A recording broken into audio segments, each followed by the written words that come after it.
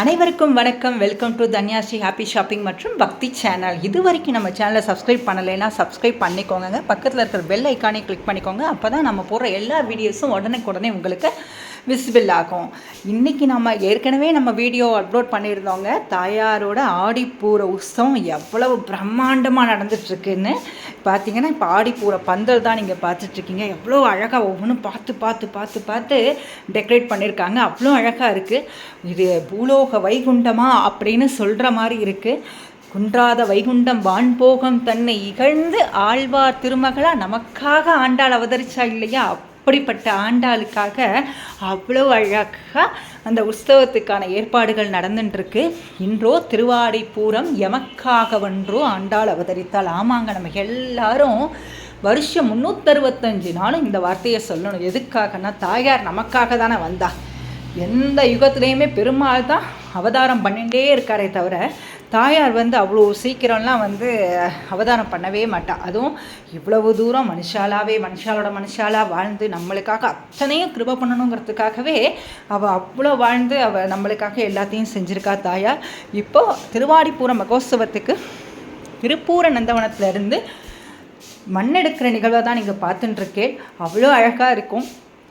அடுத்ததாக விஸ்வசேனர் புறப்பாடு நேற்று ஆச்சு. அதை தான் அப்லோட் பண்ணியிருக்கேன். ஒரு ராஜா வரத்துக்கு முன்னாடி எல்லாம் கரெக்டாக இருக்கா அப்படின்னு செக் பண்ணுவா இல்லையா மந்திரிகள். அதை மாதிரி விஸ்வசேனர் ஸ்ரீவில்லிபுத்தூரில் எல்லாம் சரியாக இருக்கா, மகாராணி நகர்வலம் வர பாதையெல்லாம் சரியாக இருக்கான்னு பார்க்குறாரு. இன்றைக்கி திருவாடிப்பூர மகோத்சவத்தின் முதல் நாளான திருவாடிப்பூரத்துக்கு பிரம்மோற்சவத்துக்கு கொடியேற்றம். அதற்காக கோவில் யானை ஜெயமாலியத்தை அழகாக தன்னை அலங்கரிச்சுட்டு முன்னாடி வராங்க. பின்னாடியே கொடிப்பட்டம் வந்துட்டுருக்கு.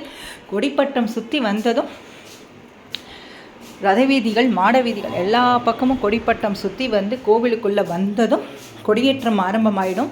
இதோ கொடியேற்றம் ஆரம்பமாக போகிறது. அதற்கான பூஜைகள் நடைபெற்று கொண்டு இருக்கிறது. அந்த வீடியோவை தான் பார்த்துட்டுருக்கீங்க.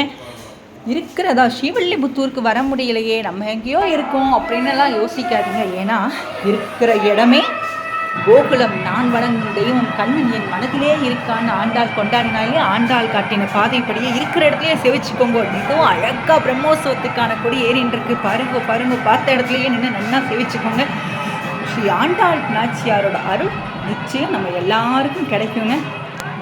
ஆடிப்பூரம் திருவாடிப்பூர புஸ்தகம் எல்லாமே உங்களுக்கு உடனுக்குடனே முடிஞ்ச வரைக்கும் இந்த சேனலில் போஸ்ட் பண்ணுறேன். ஒவ்வொரு நாளும் அவ்வளோ அழகாக இருக்கும் கொண்டாட்டங்கள். எல்லாத்தையுமே நம்ம சேனலில் போஸ்ட் பண்ணுறோம்.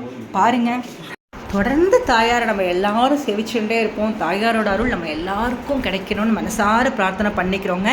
இன்றைக்கி கொடியேற்றம் இல்லையா, சிறப்பு அலங்காரத்தில் நம்ம தாயார் எவ்வளோ அழகாக சிரிச்சுட்டே இருக்காங்கன்னு பாருங்க.